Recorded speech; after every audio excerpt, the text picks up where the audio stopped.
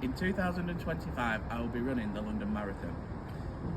The charity I will be running the marathon for is Ball Tampering Allowed, a charity aimed at promoting awareness of cancer in men. We've come here today to the Christie Hospital to meet Paul Faraday, the founder of the charity, to find out more and how we can help.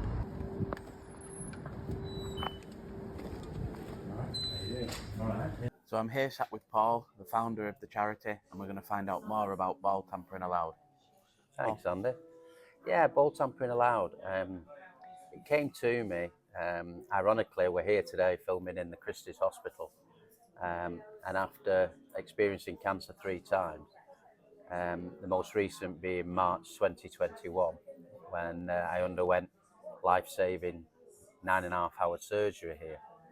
And it was while recovering actually in intensive care. And I've always tried to support the Christie's charity, done various things over the years, from jumping out of planes to doing bike rides, Manchester to Blackpool and various other things, raising money for the Christie. But I just wondered whether it was time, whether we could do something ourselves. And that's really where the idea of Ball Tampering Allowed came from. Those that have played cricket might recognise it's tampering with the ball is something that is frowned upon. Therefore I thought there was a certain irony really that we want to encourage lads and dads to tamper with their nads. We want lads and nads to tamper with their balls. And that wasn't lost also on our honorary president, Mike Atherton, who infamously back in the day when he was England captain, was called to task over the fact that he was allegedly rubbing dirt into the ball. Something that was never proven, I hasten to add, but caused quite a stir at the time. And it just seemed so ironic. Through one of our trustees, Dexter Fitton, we know Michael. So we approached him, and the irony wasn't lost on him at all. And he agreed to be the face of the charity, which we're very proud of. And our aim really is to tackle men's awareness of cancer. Because I was staggered to find out, and I think a lot of people are when I mention it to them, that men are 40% more likely to die of cancer than women. And I still find that difficult to comprehend. And Ball Tampering Allowed is not in any way to compete with prostate cancer, testicular cancer UK, etc.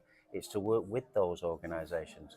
But specifically, our aim is to try to reduce that statistic, because it doesn't rely on any further medical advancement. It relies on men's attitude. And frankly, Andy, it's about getting tested and getting tested regularly. And for some reason, men, whether it be prostate, whether it be testicular, I often say to people, cancer's not embarrassed to go down there, so why should we be? And it's something we've got to get better at. Women, ladies, girls are far more in touch with themselves when it comes to cancer awareness. If I think pink, I think breast cancer. Unfortunately, men's cancer's not like that. Women do talk about it more, don't they? Like They do. they're quite open to, like, when they go for like smear tests and mammograms, and is that the right word? Absolutely. So You're right, Andy. I mean, you've played local sport as well, like I have. When's the last time you heard a topic of conversation in the dressing room about whether you'd had your nads checked that week? It doesn't happen, does it? No, I don't think there's ever been a story that I remember. And yet, as I say, I live in a house with a proud mum and 2 daughters, and they regularly talk about mammograms and smear tests, and they're not embarrassed to do so. And undoubtedly, that is why men have fallen so far behind women. How we make that statistic better, I don't know, but it has to start somewhere. And Ball Tampering Allowed is not about Paul Faraday. Hopefully, Ball Tampering Allowed can use my experience of cancer to hopefully influence the next generation to do more. So, Paul, the charity was obviously designed from your own personal experience and what you went through. Can you tell us a bit more about that? Yeah, sure. Well, my story is not unique, but I suppose it's it's very personal to me. But unfortunately, as well, it represents so many men like me. I didn't have any symptoms. I first was diagnosed with cancer, testicular cancer, in 2008, and it was whilst being treated for something completely um, different. Um, just picked up that I had an issue, and a urology scan revealed that I was at an advanced stage of testicular cancer. I underwent surgery immediately the next day, and I had quite an intensive course of chemotherapy and radiotherapy that followed.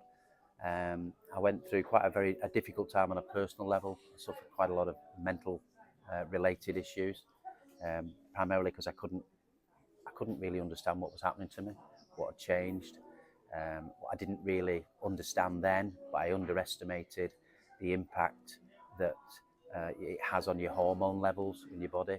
Completely, in the absence of producing testosterone, your body starts to produce estrogen. So it was a really difficult time, and it affected me in many different ways.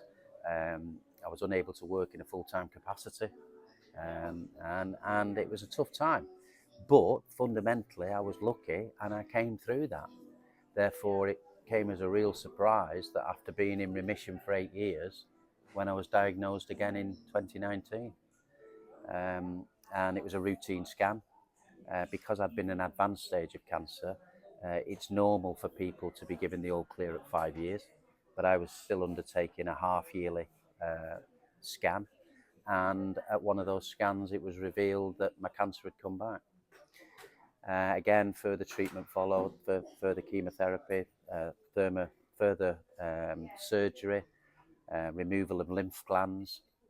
But we were hopeful and confident that we'd caught it. Only to find out in late 2020, ironically at the same time as my own mum being at end of life in a hospice facility in Spain with cancer, it was revealed to me that my cancer had come back, and this time it was a much more serious situation, and it had spread into my abdomen, and I needed to undergo major surgery, which I alluded to earlier. So in this facility, March 2021, I underwent major surgery. Ironically, with our theme of cricket, I had a tumour removed that was about the size of a cricket ball. It weighed just short of 7 ounces. And I also had a number of more lymph glands removed as well.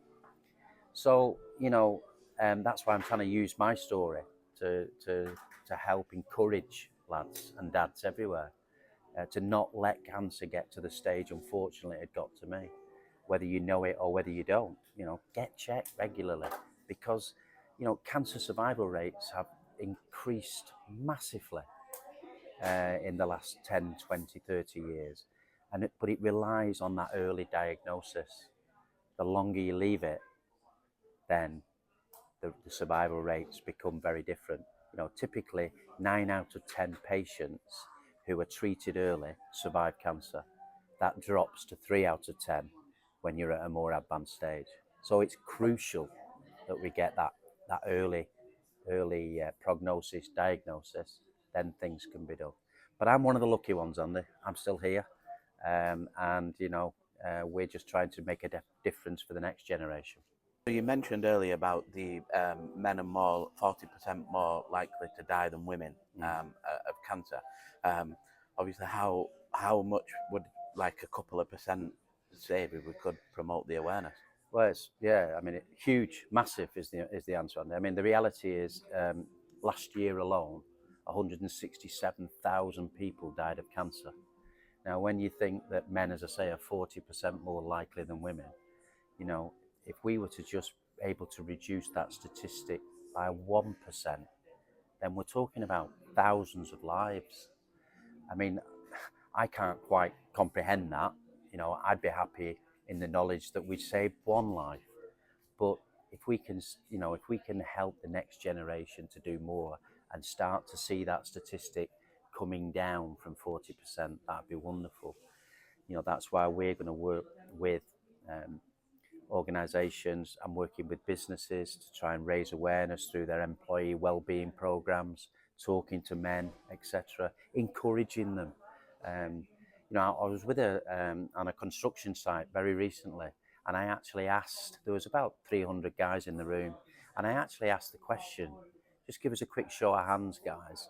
How many people in the room have undergone either a prostrate or a testicular test in the last 2 years? Less than 20 people put their hands in the air.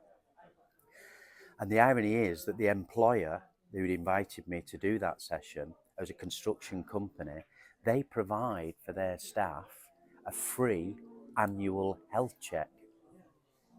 And yet still people are not doing so. It's not a money thing. It's an awareness. It's for men to say, I'm going to do something for me and for my loved ones to make sure that I'm okay. So, yeah, if we can reduce that statistic by 0.1%, we will be doing a fantastic thing for the next generation. Anything beyond that, well, that would be a bonus. So the next question is the money that we can raise through obviously running the marathon and that. How can that help the next generation and people now? Well, first and foremost, thank you. Your effort to put yourself forward and to run the marathon is amazing. It really is. I don't know what's the furthest you've run so far. 10K. Right. So to run a marathon, 26.2 miles, incredible, and to do it for our charity, that's just amazing. The money that you raise, Andy, will go together with the money that's been raised so far. As I mentioned earlier, we're a relatively new charity. We started really last year in earnest. We've raised about £60,000 today. We're going to be working with various different organisations. We've identified a couple of hospices that we're going to work with to try and accelerate their palliative care programmes, which is something that is quite near and dear to my own heart, about sort of helping to treat people that are at end of life. But clearly also what we want to do is do something about the statistic to stop people or prevent people from getting to that stage. So quite how we're going to do that, we're not sure yet. But it will take, undoubtedly, it will take money, it will take investment. And we're looking to external organisations to know how we can work with them, whether it be employee wellbeing programs, whether it can be about sponsoring and supporting community sport, which obviously is near and dear to both of our hearts. That's how we were first really introduced with our local cricket club, at Littleborough Cricket Club. So it will be a combination of community-based programs, projects, and slightly more formal working with hospices and established businesses. So again, Andy, thank you for choosing Ball Tampering Allowed, because I'm very aware that there are a lot of charities out there that you could have be associated with. So what was it that specifically caught your eye regarding Ball Tampering Allowed? Well, obviously, we had the end of season cricket presentation at Littleborough Cricket Club, where you was invited to speak. You spoke, and I was quite moved by your story. I'd obviously at that point I'd signed up for the marathon. I'd been accepted. I could choose what charity I'd wanted to run for. I didn't have a clue at that point. I had a few ideas but wasn't sure. And then just listening to your personal story was quite actually moving. Also, not a lot of people know, but a few years ago I did find a lump myself. And I underwent 2 years of testing. So it was every 6 months to have a scan. And then after the 2 years, nothing had changed. So they said, obviously, they discharged me. Just said, keep an eye on it. How did you feel when you were first told that, or you felt a lump? How did you feel? Well, it's obviously quite scary. Obviously, I'm quite a worrier anyway, so I do worry about things. So yeah, so obviously got it checked out straight away, and then obviously when they Did said, you speak to any of your mates about it? I don't think I did. I think just family really. So that I was the same, by the yeah. way. I didn't talk to any of my mates at the time. I didn't even talk to beyond my immediate family. And you know, we were talking before then about awareness. And Yeah, I don't know what yeah, it is. Why are we like that? I don't know. Everybody's got, or most men have got to, so it's Yeah. like, I don't know. So yeah, so it was quite scary, and then obviously when it was always quite daunting when the next scam was approaching. You're always like worried like anything had changed, but obviously it's best to know. I think it's best to know that you find it, because then, like you say, if you can catch early, then the survival rates is obviously quite Well, high. testicular cancer now, I think it's about 98%. If it's caught early, 98% survival, Which is quite high. But also, what you know, young guys don't tend to realise, the most common cause of cancer for young men between the age of 15 and 35 is testicular cancer. So it's absolutely crucial that young fellas. How old were you when you went through that? 32, I think. There you go. So you were under 35. You were in that catchment zone. But still, you decided to support us. I mean, that's amazing. And how's it going so far, the training? I mean, you've lost quite a bit of timber. I have, yeah. How much have you lost now? About £33 since Wow. the end of September. So yeah, it's going really well. And how's your training runs going? Yeah, building up.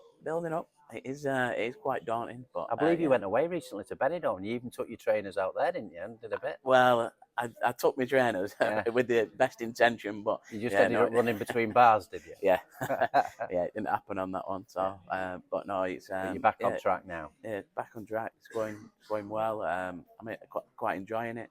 And then yeah, it's good to do this today, and hopefully, from what we achieved today and getting this message out there, we can help, and we can get the message across, and it helps lads and you're now a proud ambassador of Ball Tampering Allowed. Yeah, definitely. So well, thank you. Thank you very much for today. Appreciate it, and let's change some lives. And go and smash it, Andy. Cheers, Thank mate. you. Andy, first and foremost, I'd like to welcome you to a very special club in recognition of you taking on your marathon challenge in 2025.